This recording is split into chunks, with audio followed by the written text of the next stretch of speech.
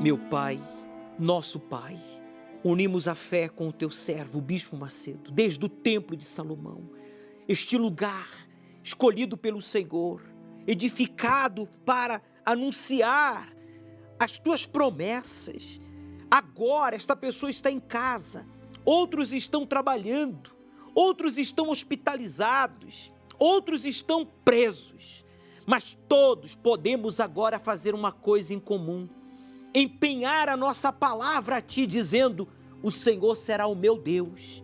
A partir de agora, eu vou Te honrar, eu vou fazer isso. Diga, meu amigo, o que você vai fazer de certo. Diga aí agora o que você vai fazer para Deus, pois a sua poderosa mão chega à sua vida, chega ao seu corpo, e essa dor, esse sangramento, essa opressão, esse peso é arrancado agora pela mão do Altíssimo. Esse pensamento de suicídio, traição, de deixar tudo e fugir, sai, encosto, eu te repreendo, na autoridade do nome do Senhor Jesus. Eu te ordeno, solta a mente, o coração e o corpo desta pessoa que estava viciada, depressivo, desenganado, desacreditada dela mesma. Agora, em o nome do Senhor Jesus, coloque a mão sobre o seu peito, faça uma pressão e diga: todo mal, em o nome de Jesus, saia! Respire profundo, meu amigo. Se você tem um copo com água, levante aos céus, pois como símbolo do Espírito de Deus, esta água eu a declaro consagrada, para que você receba a paz, a força de Deus, para lutar, para obrigar a si mesmo a cumprir com o seu voto, com a sua palavra empenhada ao Altíssimo, e a coragem para obedecê-lo todos os dias da sua vida.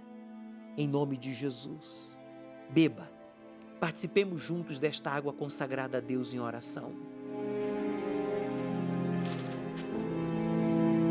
Receba agora a paz, assim como o Cristiano, o Fábio, assim como estas pessoas, estes homens foram transformados.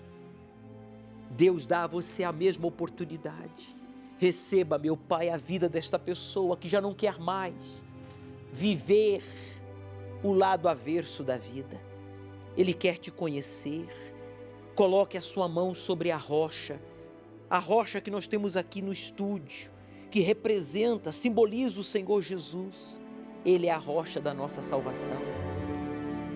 Diga para Ele: a partir de hoje o Senhor será o meu único Deus, o meu único Senhor, o meu único e suficiente Salvador. E de tudo que chegar às minhas mãos eu vou te honrar, eu vou te servir com a vida nova, e eu vou provar com o meu testemunho, a exemplo destes homens, que o Senhor ressuscitou e agora é o dono. Fale, o dono da minha vida. Meu Pai, que neste domingo esta pessoa receba a unção no alto da sua cabeça com óleo consagrado em Betel, porta do céu, e tenha a sua mente dirigida por Ti, seja inspirado, tenha ideias e comece a prosperar, a conquistar, para Te glorificar. E todos digam amém e graças a Deus. Olhe em sua volta.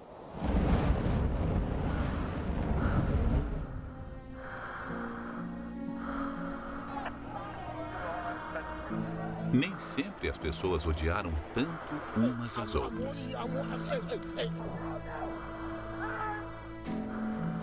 O século XX foi o que houve mais conflitos de guerra. Quantas gerações vivenciaram uma pandemia como esta? Quando se viu tamanhas fúrias da natureza desordenada?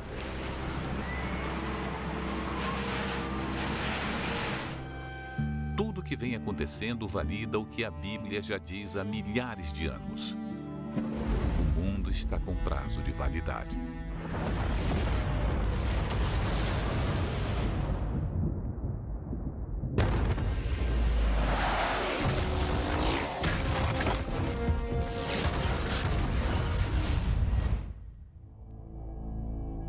Mas o que acontecerá nessa terra, desde agora até que ela acabe?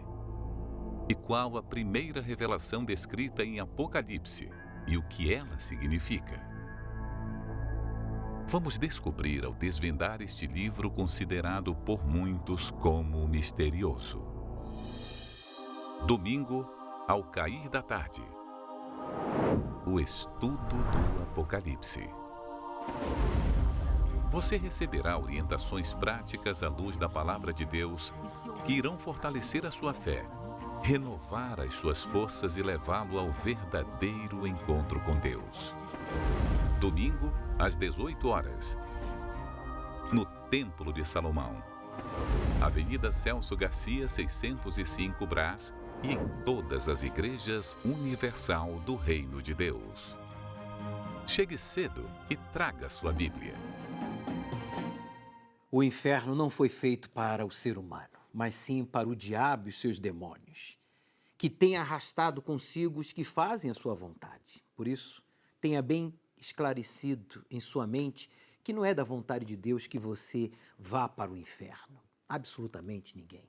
Por isso, o Senhor Jesus deixou este alerta no livro do Apocalipse para que as pessoas se arrependam e não passem por este inferno, nem na terra, nem na eternidade. Diz o Senhor Deus que Ele não deseja o inferno Ele não criou o inferno para o ser humano, mesmo porque o inferno foi criado para os seus demônios. Ele criou os céus para a nossa alma, para a nossa salvação. Mas Deus não pode obrigar nada a ninguém, como está escrito no livro de Ezequiel, capítulo 18. Qual será o destino da sua alma, meu amigo, quando você terá que enfrentar a morte e separar, então, a sua alma se separará, descolará do corpo, ela irá ou para Deus ou para o inferno. Essa escolha, ela tem que ser feita agora. Por isso, não brinque com a sua salvação. Cada minuto, segundo conta. Domingo vamos estudar o livro do Apocalipse. E neste domingo vamos ungir as suas mãos, ou melhor, a sua cabeça, com o óleo de Betel. Aceite o desafio de obedecer ao Deus vivo. E Ele transformará a sua vida.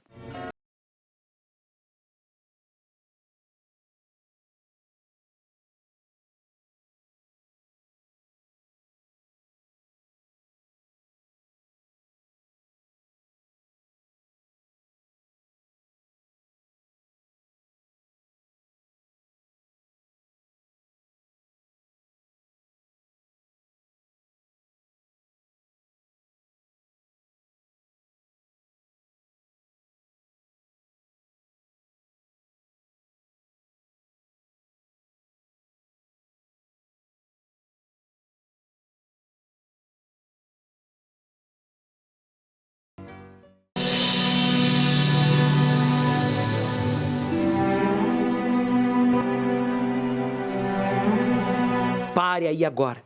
Eu estou falando com você, que perdeu o único bem que você tinha. A casa, a empresa, os bens que você tinha, você perdeu para esta pandemia. Você está aí agora pensando em tirar a sua própria vida. Eu vou provar para você que há solução para esta situação de humilhação, de perda, de vergonha que você está vivenciando. Por mais grave que seja a sua situação, há solução. E o primeiro passo, meu amigo, está aqui, ó. Betel, porta do céu. Fazer o voto de Betel, que é você dar o primeiro passo para sair desse inferno que você está vivendo. E eu vou provar com casos verídicos, porque aqui no programa, Encontro com o Espírito Santo, não tem blá blá blá.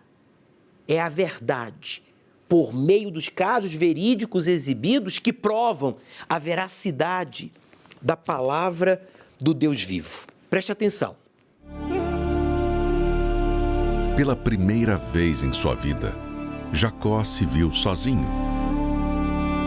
E somente quando colocou a cabeça na pedra que fez como travesseiro, viu que precisava depender de Deus, pois a única porta capaz de reverter aquela situação era a porta do céu, aberta sobre a sua vida.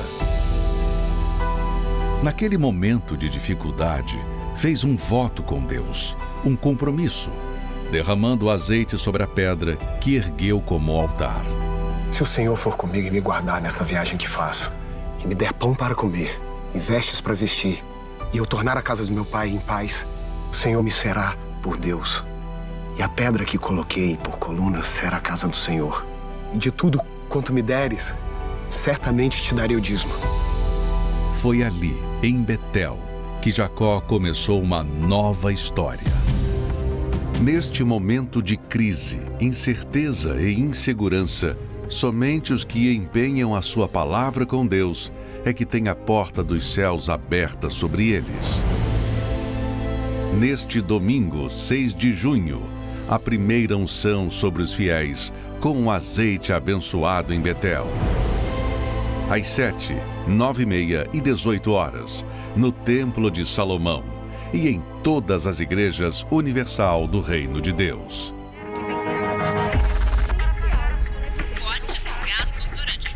O que eu ganhava não era o suficiente para mim. Começou a bater desespero, a gente começou a cortar gastos. Meu nome é Egli Balges, eu sou corretora de imóveis e eu conheci o dízimo através da minha mãe, né, que ela me levou à Igreja Universal. Desde os meus 12 anos eu aprendi a importância de dar o dízimo, das primícias, né? E Deus passou a abençoar a minha vida financeira, mesmo a partir da infância. Inclusive na época que eu fazia faculdade, hoje é meu esposo, na época era meu namorado, e ele chegou a me perguntar como que o meu dinheiro rendia tanto, ainda pagava a faculdade, comprava coisas e ainda conseguia guardar. Com o passar do tempo, como empregada, funcionária de uma empresa, eu passei a sentir que o que eu ganhava não era o suficiente para mim, né? Para o que eu almejava, para as coisas que Deus prometia para mim, né? Eu não estava usufruindo de tudo que Ele tinha para mim. Foi aí que, continuando a ser fiel, né, Deus abriu uma excelente porta onde eu passei a ser empresária, dona do meu próprio negócio. Montamos a imobiliária e aí as coisas começaram a andar, né? A gente começou a ter uma vida melhor, né? A conseguir viajar, né? Dar o melhor para o nosso filho, né? Nosso filho nasceu, começamos a dar o melhor para o nosso filho. O foco da imobiliária era locação, administração de bens. Um pouco mais à frente, a gente começou a desenvolver vendas também. E na primeira venda que nós fizemos, foi uma venda com parceria, onde a comissão é dividida, né?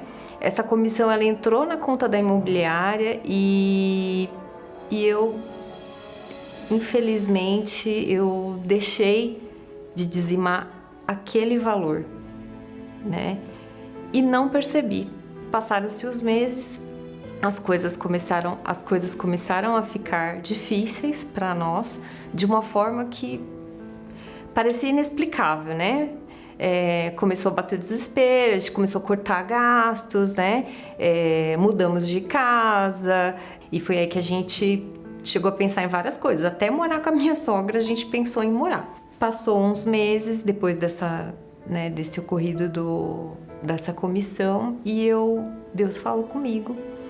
E eu entendi que eu tinha falhado no dízimo, que eu não tinha dado o dízimo, senti como se eu tivesse roubado a Deus. Foi muito ruim.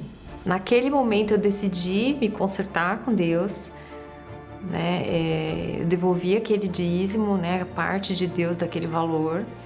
E desde então eu dou meu dízimo antecipado, antes de receber as comissões, antes de receber os aluguéis, eu já devolvo o dízimo. E aconteceu que, creio que uns 2 meses depois que eu me consertei, né, com Deus, uma tia minha me ofereceu um imóvel para eu comprar, né, sem entrada, sem nada, e eu comprei essa casa, já é nosso, escritura registrada, tudo certinho. Passou mais algum tempo, começamos a fazer mais vendas, né? Vendas gera, para quem é corretor, corretor sabe que vendas gera uma renda bem maior do que só as locações, né? E aí passamos a trocar de carro. Hoje eu tô com um carro que eu gostaria de estar. Meu marido também trocou de carro, tá com um carro muito, muito bom. Hoje nós temos uma vida de qualidade. Não tem privação. O que o meu filho pede, a gente tem condições de dar, né? Se a gente resolve sair para comer, para se divertir, para viajar, a gente consegue. Inclusive, no ano de 2020, quando começou a pandemia, né, muitos ficaram em desespero, né? E para nós aconteceu o contrário. Deus pôs a mão e nós fechamos várias vendas, né? Coisa que antes não estavam acontecendo, não estavam desenvolvendo, negócios, até imóveis de locação que estavam encalhados, boas locações que estavam demorando para acontecer, aconteceram. Nós conseguimos trabalhar da mesma forma, mesma coisa para 2021. 2021 tem sido um ano maravilhoso e tem muito mais pela frente, com certeza. Mesmo diante de tantas coisas que Deus tem proporcionado, né, as bênçãos financeiras, né, o patrimônio, nada disso tem valor sem o Espírito Santo. Inclusive, servir a Ele, né, com esses bens, com tudo que Ele me dá, né? Prioridade é Ele, né? É Deus. E além disso tudo, além do Espírito Santo, além das bênçãos financeiras, né? Do conforto, Deus tem proporcionado a paz no meu lar, né? O amor, a união entre eu e meu marido, um marido que me apoia em tudo, né? Meu companheiro, o meu filho, né, uma criança excelente, a harmonia no meu lar, a paz no meu lar, poder deitar a cabeça no travesseiro e dormir em paz, né, acordar no dia seguinte, agradecer a Deus por ter tantas oportunidades, né, de ter uma vida melhor, de poder servir a Ele com aquilo que Ele me proporciona, né, o que Ele me pede, eu não me nego. E Ele em primeiro lugar. Veja só como são as coisas, né? A Egli chegou na Igreja Universal com a mão na frente, outra atrás, uma vida amarrada, frustrada. Deus a abençoou e ela começou a prosperar. Começou a fazer grandes vendas, né? E em um dado momento ela se achou no direito de tocar no sagrado. Aí ficou tudo amarrado. Ela não deu o dízimo, não devolveu as primícias a Deus e Deus não a castigou, porque Deus não castiga. Mas Deus permite que a gente colha os frutos, as consequências das nossas escolhas. Ficou tudo amarrado. Ficou envergonhada, humilhada. Perdeu o equilíbrio espiritual, emocional. Já não era mais a esposa, a mãe, a profissional que deveria ser, porque ela conhecia a verdade. Mas tocou no sagrado. E ela, então, se arrependeu e resolveu aquele problema. Como? Dando a Deus o que é de Deus, o primeiro lugar na sua vida. Passou a respeitá-lo, a honrá-lo, a considerá-lo, a amá-lo mais que a ela mesma, mais que ao esposo, mais que ao filho, mais que à família. Aí a promessa de Deus se cumpriu. Essa promessa aqui, Deus fez 7 promessas a Jacó. E a primeira bênção foi esta: esta terra em que estás deitado, darei a ti e à tua descendência. Quer dizer, eu vou te dar tudo, Jacó.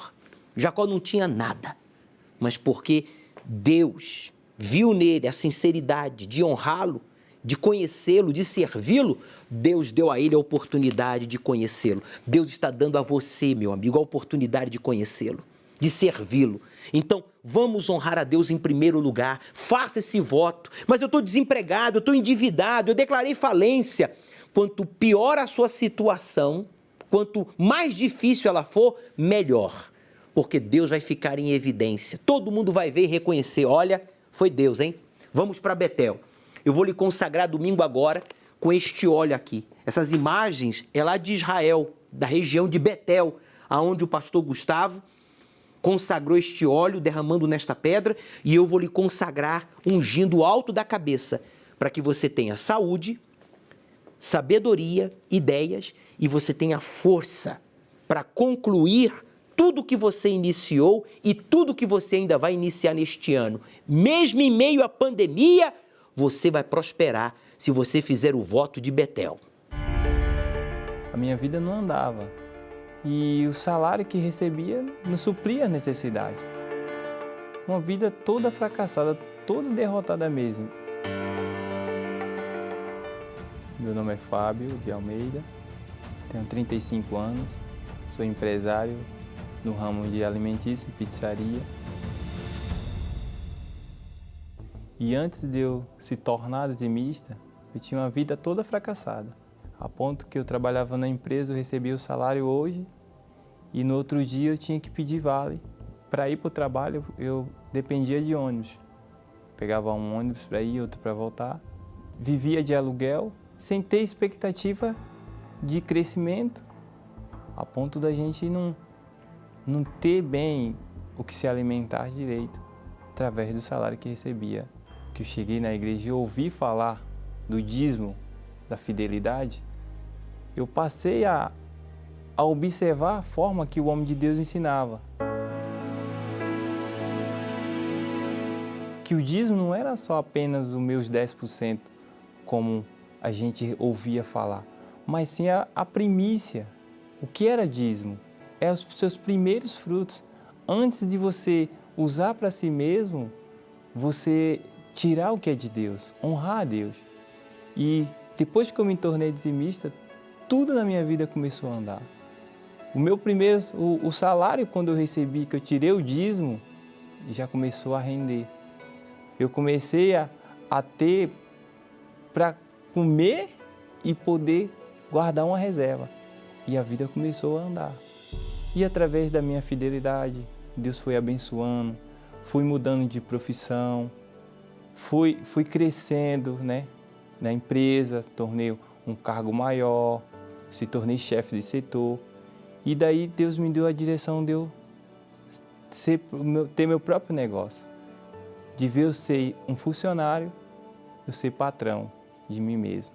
O homem de Deus deu a direção que ele, numa pregação, me lembro até hoje, que ele falou que nós não tínhamos que ser cauda, mas sim cabeça.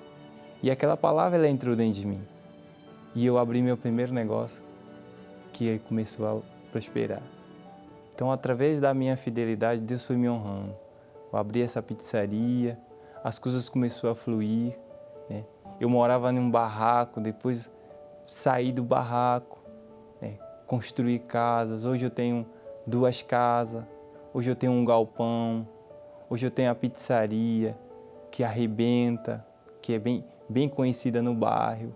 Hoje a minha vida financeira é bem próspera. Eu andava de ônibus, hoje eu tenho um carro próprio para andar. Então, casamento abençoado.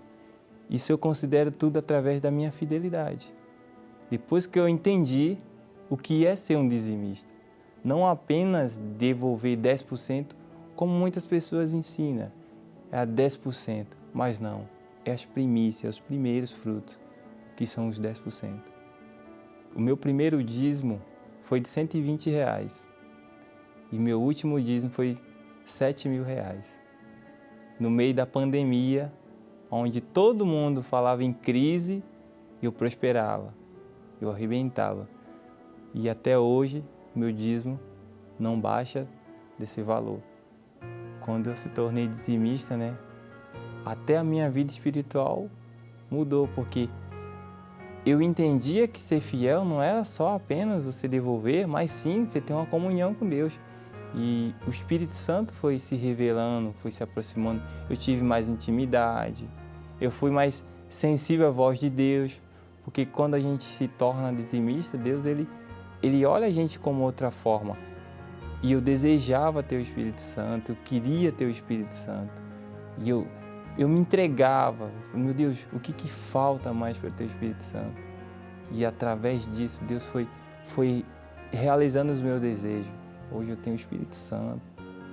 E é o meu bem maior precioso é o Espírito de Deus. Eu considero o dízimo como foi o meu tripé na fé, em tudo que acontece na minha vida hoje. Foi eu entender que ser dizimista não era uma opção, mas sim uma obrigação de você honrar a Deus e você ser honrado, né? Como está escrito, né? Ser fiel no pouco, que no muito se colocarei. Então eu entendi que se eu fosse fiel a Deus, tudo isso que está acontecendo na minha vida e coisas maiores virão, né? Eu creio através da minha fidelidade. Você está cansado de morar em um barraco? Viver de aluguel? Mora mal, come mal, veste mal? Era o passado do Fábio. Quem olhava para ele e dizia, esse aí nunca vai ter nada na vida. Hoje ele tem 2 casas próprias. Hoje ele está abençoado. E antes ele era fracassado. O primeiro dízimo dele, quando ele passou a dizimar, eu acho que foi R$120 que ele falou, né? Quer dizer, ele ganhou 1.200. Mas ele, depois que fez o voto de Betel, passou a honrar a Deus em primeiro lugar, ele saiu da miséria, ele saiu do inferno que ele vivia e passou a dar dízimo de R$7.000. Para você dar o dízimo de R$7.000, como o Fábio, você tem que ganhar 70 mil. Você quer ganhar 70 mil? Ah, claro que eu quero. Quem não quer, né? Até louco quer dinheiro. Vai trabalhar. Mas, bicho, já trabalho e não prospero. É porque Deus não está em primeiro lugar. Coloca Deus em primeiro lugar. Vamos para Betel. Vamos fazer o voto. Vai para o altar e com este óleo aqui consagrado lá em Betel, em Israel, eu vou te consagrar. Domingo agora, às 18 horas, aqui no Templo de Salomão, para que você seja cheio do Espírito Santo.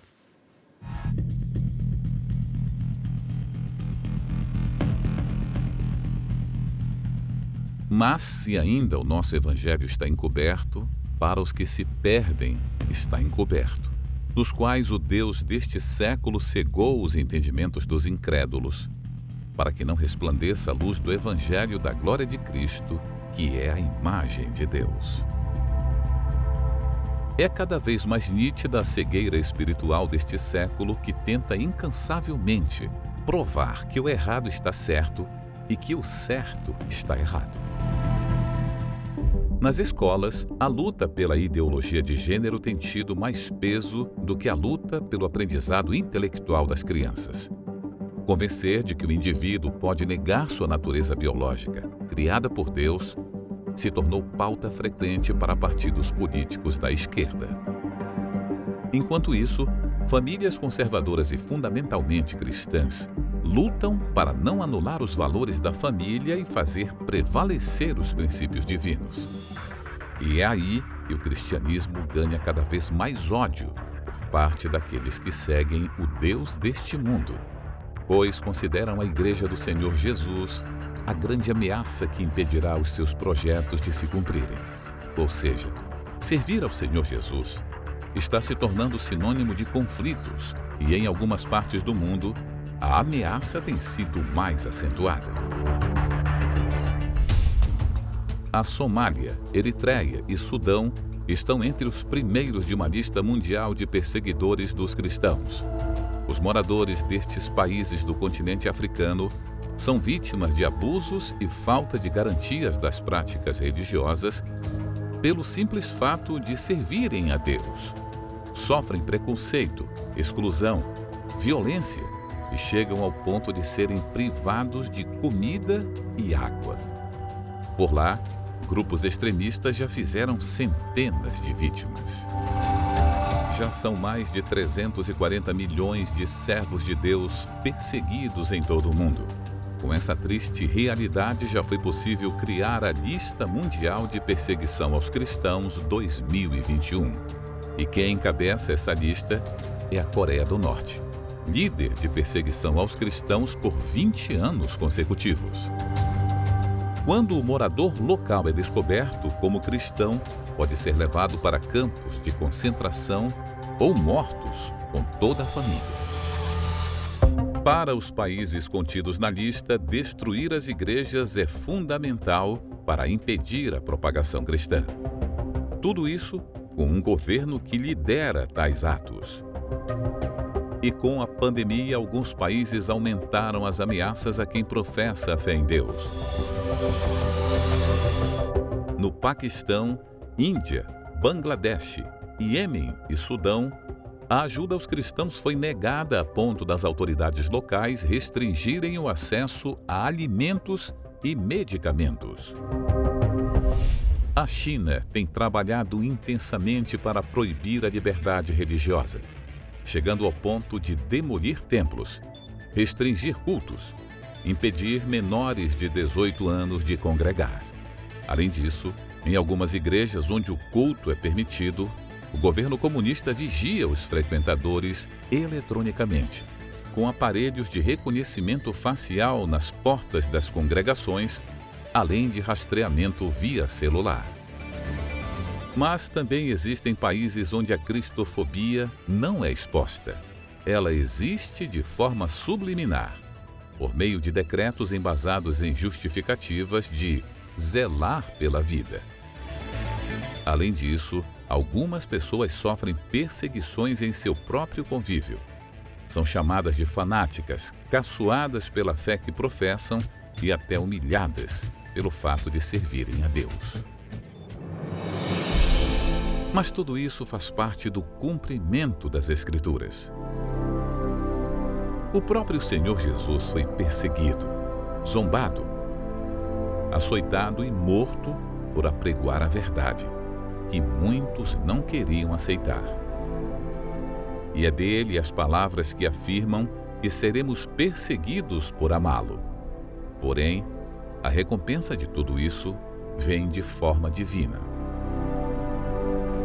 Bem-aventurados que sofrem perseguição por causa da justiça, porque deles é o reino dos céus.